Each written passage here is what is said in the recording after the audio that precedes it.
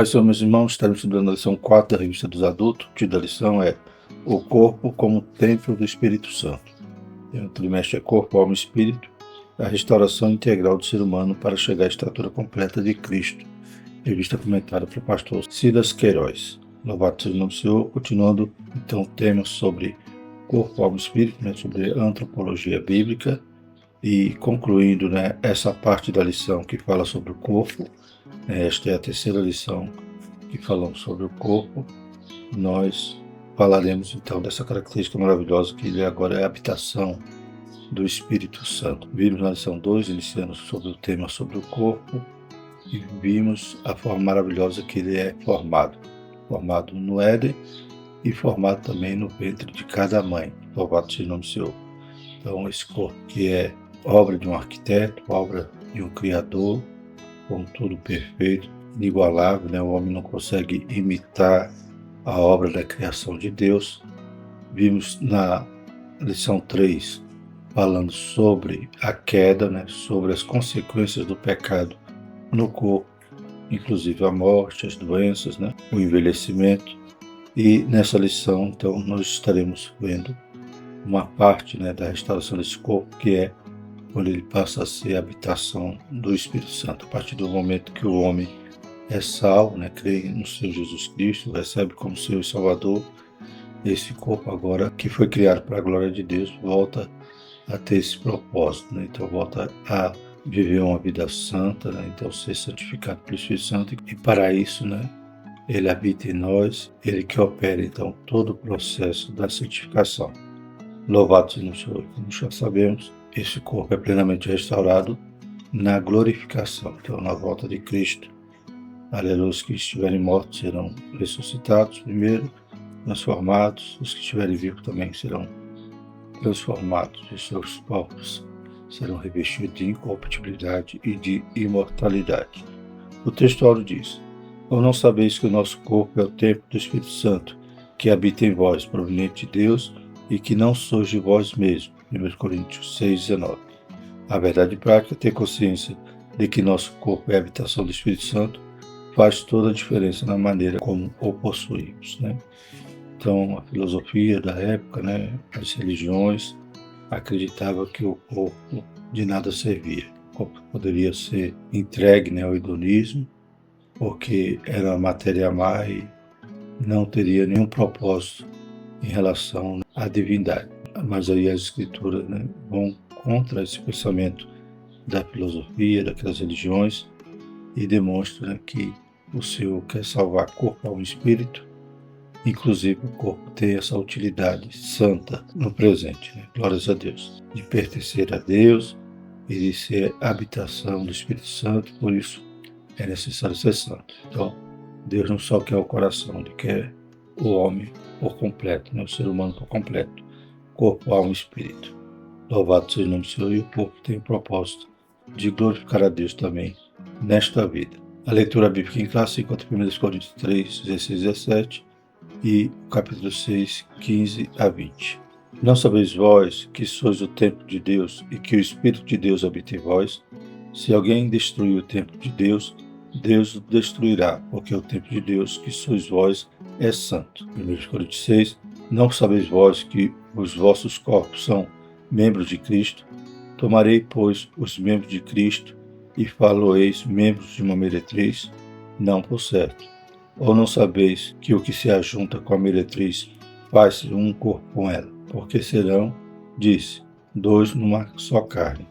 Mas o que se ajunta com o Senhor é um mesmo Espírito. Fuge da prostituição. Todo pecado que o homem comete é fora do corpo, mas o que se prostitui peca contra o seu próprio corpo. Ou não sabeis que o nosso corpo é o templo do Espírito Santo, que habita em vós, proveniente de Deus, e que não sois de vós mesmos, porque fostes comprado por bom preço. Glorificai, pois, a Deus no vosso corpo e no vosso espírito, os quais pertencem a Deus. Glórias a Deus. Então a gente já vê no contexto em que Paulo escreve aos Coríntios, os crentes estavam também se conformando com o mundo, tomando a forma do mundo, pois a cultura da época, daquela cidade, era uma cultura de promiscuidade, né, de prostituição, e pregava-se, né, ou seja, a filosofia dizia que o corpo de nada proveito tinha. Eles consideravam que o corpo era a prisão da alma. Então, o que importava era por dentro, né? O que importava era a alma, como Platão dizia, no mundo das ideias, né? Então, e não o físico. Mas a Bíblia, né, Paulo vai mostrar aqui para a igreja que não era assim. Cada crente agora era santo, era comprado, era a habitação de Deus e deveria, então, não se juntar com a prostituição, mas se juntar com o Espírito Santo de Deus para ser um em Deus e não um na meretriz, né?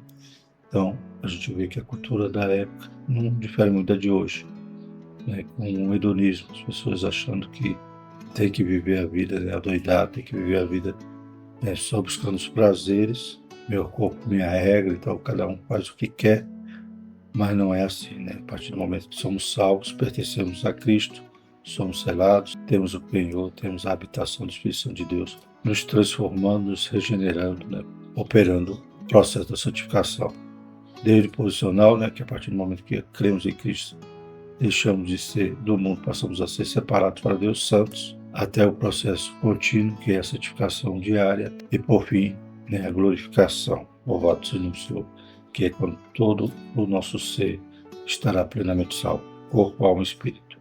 Glórias a Deus. Então não podemos emprestar o que é de Deus para o mundo, para o diabo, né, para o uso do diabo.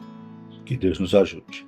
Os objetivos da lição são levar os alunos a compreender que seus corpos pertencem a Deus e são a habitação do Espírito Santo, ensinar que o corpo humano, à semelhança do tabernáculo do Antigo Testamento, é portador da presença de Deus, e conscientizar os alunos sobre a responsabilidade de manter o corpo em santidade, por meio da fuga do pecado, da prática das disciplinas espirituais e do cuidado físico, né? Eu já viu também, são dois, que o corpo é uma obra maravilhosa e deve ser cuidado, né? Então, precisamos tomar conta desse corpo, porque ele pertence a Deus. E tudo que fizermos, quer comamos, quer bebamos, que seja tudo para a glória de Deus. Isso já é uma nova fase, né?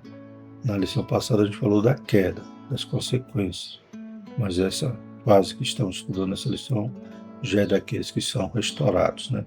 Caíram, agora foram resgatados por Cristo, né? Jesus morreu para o resgate de muitos. Louvado seja o nome do Senhor. A introdução diz: na lição anterior vimos como o pecado afetou o corpo humano, trazendo sofrimento e morte. Mas vimos também que a obra redentora de Cristo é poderosa para restaurar todas as coisas, o que inclui a redenção de nossa matéria corrompida. Romanos 8:23. Nessa lição estudaremos a respeito do corpo como templo do Espírito Santo, enfatizando sua importância e necessidade de cuidado, principalmente quanto à santificação. Então houve a queda e agora a restauração a partir do momento que cremos e recebemos Jesus como Salvador. Glórias a Deus. Aí começa então uma nova vida. Somos nova criatura, regenerados, e essa nova criatura já não é mais nascida só da carne, mas é nascida do Espírito e necessita então viver em santidade, né? Sede santo, porque eu sou santo, segue a paz com todos, e a santificação, sem a qual ninguém verá a Deus. Primeiro tópico, corpo, propriedade e habitação divina. Primeiro subtópico, comprado e selado. Então, vamos ver nesse tópico que nós pertencemos a Deus e temos esse propósito, né, de ser santo para poder ser portador da presença, né, como ele nos próximo tópico, comparando o corpo com o tabernáculo. Primeiro subtópico, então, comprado e selado, assim como o espírito e a alma. Nosso corpo também foi comprado por Cristo e tem o selo do Espírito Santo. 1 Coríntios 6:20, Efésios 1, 7-13. Isso nos torna propriedade de Deus, em todos os aspectos, inclusive no físico, que é literalmente templo e santuário, né? Então, o Senhor restaura todo o nosso ser. Glórias a Deus. Ele não só quer o coração, quer o ser integral, inclusive o templo que agora tem um novo propósito. Outrora, nossos membros, nosso corpo desonrava a Deus, né? Vivia escravo do pecado, mas hoje, em Cristo, né, temos então uma função santa para o corpo também. Como Jesus prometeu aos discípulos: e eu rogarei ao Pai, e ele vos dará outro Consolador, para que fique convosco para sempre. O Espírito da verdade, que habita convosco e estará em vós. João 14:16-17. Então o Senhor disse que iria para o Pai, mas não nos deixaria órfãos. Ele enviaria um outro Consolador igual a ele, né? Enquanto Jesus estava aqui, ele era o Paráclito, mas ele iria para o Pai e enviaria o outro Paráclito igual a ele, que é o Espírito Santo. E esse não só estaria conosco, mas estaria em nós, ou seja, habitaria em nós. A expressão habita convosco estará em vós e estará em vós indica dois estados distintos. Antes da morte e ressurreição de Jesus, os discípulos tinham a presença do Espírito com eles. Depois passaram a tê-lo dentro deles, pela experiência da regeneração. João 20:22, como acontece com todos que nascem de novo. João 3:3-8, Tito 3:4-7, 1 Pedro 1:3. Né? O Espírito já estava com eles, que Jesus ali também era o Paráclito, né? Mas ele seria derramado agora, né? O que ocorre no dia de Pentecostes, e também iria habitar em todos os crentes. Louvado seja o Senhor. Ele veio substituir a Cristo nessa função, né? Do nosso Consolador, nosso ajudador, nosso ensinador e o nosso santificador, né? Então ele está cumprindo essa função em cada crente. Louvado seja o Senhor. Aceitou a Cristo, já passa a ser propriedade de Deus, já passa a ser habitação do Espírito Santo. Com propriedade e habitação divina, temos de nos santificar e nos dedicar a Deus por inteiro. Enganam-se os que dizem que ele quer apenas o coração. Né? Então, está aqui contrariando essa afirmação, 1 Tessalonicenses 4:4, 1 Pedro 1:15. Então, nós fomos selados. Esse termo significa, né, como se fosse carimbado, né, marcado, dizendo que agora tem dono, né, já foi comprado. Né? Quando, às vezes a gente vai numa loja e tem lá um selo lá vendido, né? Ou seja, aquele produto continua ali em exposição, mas já tem um dono. Só falta o dono vir buscar. Bem assim, somos nós. E o selo é o Espírito Santo conosco e em nós. Segundo o subtópico, não sabeis vós? A pergunta retórica feita por Paulo aos Coríntios indica que, apesar de ensinados, Atos 18:1-11, faltava-lhes uma compreensão espiritual concreta acerca da mordomia do corpo. Né? Então, como Paulo inicia esses textos, essas perícopas, com essa expressão, né? Não sabeis vós, é como se Paulo estivesse dizendo: eu não já ensinei vocês, vou ensinar de novo. Então, eles haviam já aprendido, mas não estavam entendendo ou colocando em prática ou lembrando. Né? Então, Paulo até em certo momento vai dizer, né? Já tinha ensinado tanto a eles que já eram para serem mestres, mas ainda estavam como meninos, né, precisando do leite. Então, Paulo inicia, né, dando esse puxão de orelha, não sabeis vós, e vai então falar aqui, mais uma vez a eles, sobre essa mordomia do corpo, ou seja, devemos zelar, cuidar daquilo que não é mais nosso. Né? Nós agora, como Paulo vai falar, né, nesse primeiro trecho de Coríntios 3, ele diz que sois o templo de Deus. E em Coríntios 6 ele diz: os vossos corpos são membros de Cristo. Né? Então, nós somos templo, pertencemos a Cristo, né? E fazemos parte do seu corpo. Então, tem que ser santo, porque ele é a cabeça de um corpo santo. E nós só somos igreja ligados uns nos outros e na cabeça. Alguém diz: eu sou o templo, então eu vou embora que eu sou a igreja. Não. Você tem que ser membro do corpo. E o membro do corpo não pode ficar isolado. Se amputar um membro do corpo, ele querer ser corpo sozinho, ele vai morrer, ele vai apodrecer, porque não está ligado no corpo e nem em Cristo. Devemos estar ligados no corpo e em Cristo. E cuidar desse corpo nosso, que agora pertence a Deus. O apóstolo faz semelhante indagação por 4 vezes. Né? Então, não é só nesses 2 textos. Além deles, ainda tem o verso 16 e o verso 19. Os coríntios eram imaturos e carnais. Por isso havia tantos pecados entre eles. 1 Coríntios 5, 1, 2 e 9-11. Discussões que visam negar a necessidade de santificação corpórea são sinais de imaturidade e carnalidade, inclusive as relativas aos vestuários. Né? Então, a partir do momento que somos salvos, a santificação que o Espírito Santo opera em nós interior, ela se externaliza. Né? Então, vai evidenciar externamente a transformação que Cristo fez em nós, no pudor, né? Na forma de comportar e até no vestir. Né? Então, as pessoas detectam, né, identificam um cristão, né, ele quietinho ali, sem dizer uma palavra, alguém diz: você é crente, né? Então, mas quando a gente se parece tanto com o mundo que já não tem mais como distinguir, né? Então, a gente não está externalizando a santificação que o Espírito Santo deveria estar operando em nós. Depois do pecado, Adão e Eva se cobriram com aventais de folhas de figueira. Gênesis 3:7. Deus substituiu por roupas de peles, demonstrando que o corpo, seja da mulher, seja do homem, não deve ser fragilmente coberto e ficar sujeito à exposição como objeto de tentação e cobiça. Gênesis 3:21, 1 Timóteo 2:9. É claro que naquele momento do Éden também o significado é que precisou morrer alguém para cobri-los, né? Para formar uma vestimenta que só Deus poderia dar-lhes, né? Pois eles tentaram improvisar. Mas o autor também traz essa questão, né, de que eles viram que estavam nus e continuaram nus porque o que fizeram para se vestir não era propício. O padrão moral segundo Deus é mais elevado que o nosso, né? Então a roupa que o Senhor deu era melhor do que a que eles fizeram para si. Terceiro subtópico, propriedade e domínio. O detentor da propriedade deve ter também domínio. Se pertencemos ao Espírito, devemos viver sob seu domínio. Como enfatiza Paulo, nosso corpo é para o Senhor, 1 Coríntios 6:13, e não para as impurezas, Efésios 5:1-6. Somos membros de Cristo, 1 Coríntios 6:15, e templo do Deus vivente, 2 Coríntios 6:16. Por isso, o pecado contra o corpo ofende gravemente a santidade de Deus e produz terríveis sofrimentos. Salmo 32:2-5, 51:4, né? Vou falar aqui sobre o pecado de Davi, né? 1 Coríntios 3:17, 5:1-5 e 6:18. Então a igreja de Corinto também parecia muito a respeito disso, né? Por quê? Porque eles estavam se conformando como estavam imitando as outras culturas, as outras religiões e vivendo da mesma maneira que viviam antes, né? Então entregue as suas concupiscências e a prostituição, né? A gente vê que havia isso no meio da igreja.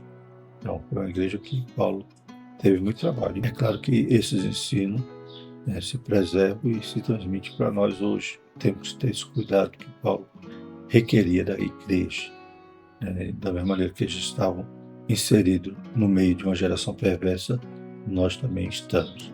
Devemos vigiar e entender que o corpo é do Senhor e precisa ser santo para que ele habite. Ele não vai habitar numa casa impura, né? Que Deus nos ajude a cada dia mais glorificar a Deus através do nosso corpo. Quando isso acontece, somente um profundo arrependimento e sincera confissão produzem a uma verdadeira e completa cura e restauração, né? Então, o pecado contra o corpo é terrível, mas ainda existe uma saída, né? O arrependimento e a confissão. Segundo tópico, o corpo como tabernáculo. Então, como então isso vai trazer, né, a figura do tabernáculo, do templo, demonstrando também que o corpo tem o mesmo propósito, né, de ser agora a habitação de Deus. É claro que, como já vimos, não adianta eu dizer, eu sou igreja e vou embora. Além de ser templo, né, compor a igreja, né, que eu não sou igreja só, se eu sou igreja se eu for o corpo, se eu estiver ligado, se eu for rebanho, se eu for o prédio, o edifício, né, o edifício ele não é um bloco só, ele é dos blocos arranjados e seguindo ali a pedra angular e sendo edificados sobre a base, né, de Cristo e dos apóstolos. Então, para ser igreja, para ser templo, para ser habitação, eu tenho que cumprir também essas condições. Portador da presença, primeiro subtópico. Uma das figuras aplicadas ao corpo do Novo Testamento é o tabernáculo. Paulo e Pedro usam essa linguagem metafórica. Estamos nesse tabernáculo, 2 Coríntios 5:4. Levemente, he de deixar este meu tabernáculo, 2 Pedro 1:14. Né? Então, eles usam também o tabernáculo como símbolo desse corpo enfermo, né? Esse corpo, como já falamos, com prazo de validade, né? Que a partir do pecado a gente envelhece, adoece, morre, mas, né, os apóstolos diziam, quando eu deixar esse tabernáculo, eu vou para um prédio, né, feito pela mão de Deus, que é o corpo transformado. Então, mas enquanto está no tabernáculo, esse tabernáculo, embora a gente vê o símbolo, né, no deserto, ele serviu para a habitação de Deus. Não era o templo de Salomão com todo esplendor, mas era apenas uma tenda, mesmo assim Deus habitava. Glórias a Deus. Isso nos remete ao Antigo Testamento, ao tabernáculo de Moisés. E me farão um santuário, habitarei no meio deles. Êxodo 25:8. E solidifica o entendimento do corpo como portador da presença de Deus. Romanos 8:11. O Todo-Poderoso decidiu viver em nós uma tão frágil habitação, né? João 14:23, 2 Coríntios 4:7, Apocalipse 3:20. É interessante, né? Que Deus quando fala com Moisés para construir o tabernáculo, é como se Deus estivesse dizendo, né, vocês têm a tenda de vocês, eu quero uma tenda também, eu quero morar no meio de vocês. Então Deus, o Emanuel, Deus conosco, habitava no meio do povo. Depois, quando eles se estabeleceram, construíram o templo, né, com Salomão, depois o templo foi destruído, foi reconstruído. Depois do ano 70 depois de Cristo, foi destruído. Hoje só tem lá o muro do templo, o muro das lamentações. Mas ainda vai ser reconstruído conforme a profecia bíblica. Mas era o quê? Apenas o símbolo, né, da habitação de Deus no meio do povo. Mas a partir de Jesus, a Bíblia diz que Jesus é o Emanuel, né, ou seja, o Deus conosco. Ele já veio habitar conosco, ele se fez carne, tabernaculou, né, conosco. E o Espírito Santo hoje habita nesse tabernáculo que somos nós, como ele habitava, né? Uma tenda simples, nós também tão pequenininhos, mas somos a habitação do Espírito de Deus. Segundo subtópico, tabernáculo e tricotomia.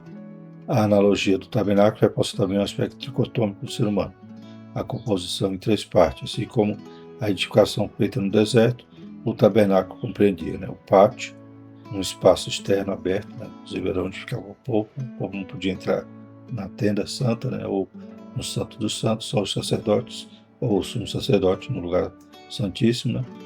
Então, o tabernáculo era composto disso, o pátio, um espaço externo aberto, segundo lugar, o lugar santo, né, e o lugar santíssimo, que era um espaço interno, único, coberto, separado apenas por um véu. Êxodo 26, 33, 27 e 9. O que lembra a tênue divisão entre alma e espírito, Hebreus 4:12. Quando o tabernáculo foi levantado, a glória do Senhor o encheu completamente. Assim é a presença do Espírito Santo na vida do crente. Enche-o em sua integralidade, corpo, alma e espírito, Efésios 3:19 e 5:18. Isso se torna ainda mais evidente nas gloriosas experiências pentecostais. Atos 10, 44 a 46, 1 Coríntios 12, 7 a 11. Então, quando inaugura o tabernáculo, a glória de Deus enche ali. Da mesma maneira acontece no templo, né, de Salomão, a glória encheu, os sacerdotes não conseguiam nem ficar de pé dentro dele. Glórias a Deus, também nós somos preenchidos pelo Espírito Santo, e o autor enfatiza, né, que quando somos revestidos de poder, ainda mais impactante é essa experiência, né, pois ele está dentro de nós e ainda nos capacita para fazer a sua obra. Terceiro subtópico, um tabernáculo guiado. Outra lição espiritual que extraímos da metáfora do tabernáculo é a importância de ter a presença de Deus como um guia permanente e eficaz em nossa vida. Se a nuvem do Senhor que estava sobre o tabernáculo se levantava, os filhos de Israel caminhavam, e se não se levantava, permanecia no mesmo lugar, Êxodo 40, 36 a 38, ser sensível ao Espírito nos livra de decisões e movimentos errados em nosso viver diário, Êxodo 33, 15. É melhor seguir a nuvem, quer de dia, quer de noite, Números 9 e 21. Então, aquele que nasce de Deus, né, assim, né, o Espírito sopra, e ele vai para onde o Espírito quer, né? Louvado seja o nome do Senhor. Então, devemos obedecer, ser guiado por ele, né? Daí Romanos 8 vai dizer, né, portanto, nenhuma condenação há para aqueles que estão em Cristo Jesus, mas aqueles que não andam mais segundo a carne, e sim segundo o Espírito. Glórias a Deus. Então, essa metáfora do tabernáculo também nos reporta a isso. Glórias a Deus. E o terceiro tópico, cuidando do templo do Espírito. Primeiro subtópico, fuge da prostituição. O substantivo grego porneia, traduzido como prostituição em 1 Coríntios 6:18, tem um significado amplo, referindo-se à impureza, na Almeida Revista Reatualizada, ou imoralidade sexual, no sentido geral, na NAA e NVI. Toda a prática sexual fora do casamento está abarcada nessa expressão. Ao usar o verbo fugir, na voz ativa, feugo, fugir de ou para longe, Paulo aponta para a necessidade de ações concretas que nos põem a salvo dos terríveis malefícios das impurezas sexuais, o que começa pelo cuidado com os olhos, né? Jó 31, Salmo 101:3. Então, vemos que essa fugir da prostituição não quer dizer simplesmente, né, o ato de sexo com prostituta, não. Aqui é um termo amplo, né? Porneia quer dizer qualquer impureza sexual, qualquer, né? Inclusive hoje, né, as virtuais, né, também impureza, também devemos fugir. E fugir é você tomar atitude para não estar perto para não querer, né? Então, cuidar dos olhos, como diz em Mateus, né? Se o seu olho te escandalizar, né? Então arranca o olho. Ou seja, não é para ficar sem o olho, mas é para arrancar o olhar, né? Não ficar esperando o pecado te abraçar, mas fugir dele. Fugir até da aparência do mal, né? Tem gente que se esquece disso, né? Diz assim, não estou pecando, estou aqui, mas não estou fazendo nada errado. Até isso é perigoso e vai gerar escândalo. Então, que Deus nos ajude a fugir, né? E preservar o corpo. Não se tornar um com o pecado, mas se tornar um com Deus. Se somos templos, temos que ser santos. Como já falei, o Espírito Santo só vai habitar no templo puro, né? O que vemos e como vemos determina se o nosso corpo será cheio de luz ou de trevas. Mateus 6, 22 e 23. Além dos nefastos efeitos espirituais, os pecados sexuais produzem graves consequências físicas e mentais. A pornografia, por exemplo, tem se tornado um vício altamente destrutivo. O alerta divino é imperativo e radical. Fugir, né? 1 Tessalonicenses 5:22. Então, frisando, né, que essa prostituição não é só sexo com prostituta, mas é qualquer ato de impureza sexual, né? Poderíamos enumerar, e são muitos, né? Comunicação, pornografia, né? Já falamos aqui, sensualidade, tudo isso que devemos então fugir. Disciplinas espirituais, segundo subtópico. Para uma vida espiritual plena como o templo do Espírito Santo, não basta que os membros do corpo deixem de ser instrumento do pecado. É preciso apresentá-los a Deus como instrumento de justiça. Romanos 6, 12 e 13. E culto, em sacrifício vivo, santo e agradável a Deus. Romanos 12, 1. E por meio do corpo que praticamos as mais importantes disciplinas de nossa vida espiritual, como o jejum, a oração e o estudo da palavra de Deus, que são fundamentais para uma contínua e fluente agência do Espírito de Deus em nosso interior. Ele nos guia em toda a verdade. João 16:3, 1 Coríntios 2, 12 e 13. Produz em nós o seu fruto, Gálatas 5:22, e nos capacita para servir a Cristo. Atos 4:31, Romanos 15, 18 e 19. E habita em nosso coração como penhor de nossa eterna redenção. 2 Coríntios 21, 22 e Efésios 1, 13 e 14. Então esse corpo, ele vai glorificar a Deus, ele vai servir ao Senhor. Então ele é a ligação entre a nossa alma, nosso espírito com o exterior, e através desse corpo que a gente vai servir a Deus e praticar as disciplinas. A piedade cristã. Piedade quer dizer disciplinas cristãs, ou seja, oração, jejum, né? Meditação na palavra, estudo e servir a Deus em sua obra. Glórias a Deus. Então tudo isso é através do corpo. Vamos adorá-lo, né? Vamos cultuá-lo. E esse é o sacrifício vivo que é agradável a Deus, né? Apresentando nossos corpos, né, que é o nosso culto racional diante de Deus. Então, outrora ele servia ao pecado, hoje serve a Deus e em tudo deve glorificá-lo.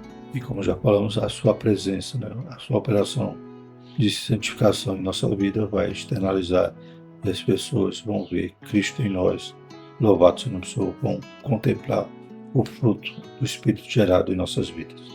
E o terceiro subtópico, disciplinas corporais. Então temos as disciplinas espirituais, mas também temos as corporais, para cuidar do templo, né? É um contrassenso ter o corpo como templo do Espírito Santo, tratá-lo sem o devido cuidado. Então, o autor até comenta, né, no seu vídeo, aquela frase, né, crente não bebe, mas come, né? Então, esse comer também tem que vigiar, né? Vou maltratar meu corpo, Deus está comigo, então eu sou diabético, mas Deus vai me livrar. Aí eu vou e abuso da sobremesa, dos doces, né? Então não estou tendo nenhum cuidado com o corpo, né? Pelo contrário, estou tentando a Deus e esperando uma consequência, né, terrível ali. Então tem que cuidar, tem que me alimentar bem, exercitar, né? Então eu tenho que cuidar do corpo, que seja tudo para a glória de Deus, né? Já falamos também em lições passadas, não adianta eu ir para a academia para cultuar a mim mesmo, né? Eu tenho que cuidar do meu corpo para a glória de Deus e não se exibir para sensualizar, né? Ou receber elogios dos outros, né? A glória de Deus, ou seja, um elogio para Deus e não para nós mesmos. Dentro desses cuidados estão a quantidade e a qualidade de nossa alimentação. Às vezes se afirma, né, em tom jocoso, que o crente não bebe, mas come muito. Não seria reflexo da falta da moderação de alguns? Tem também o pecado da gula, né? Então, vigiemos, né? Devemos ser temperados, não ir para um extremo ou outro. Além do aspecto alimentar, descanso, especialmente, e o sono, Salmo 127:2, e exercício físico também são importantes cuidados para o corpo e a mente. Cabe-nos também fazer uso regulado dos meios de saúde preventivos e curativos disponíveis. Isaías 38:21, né?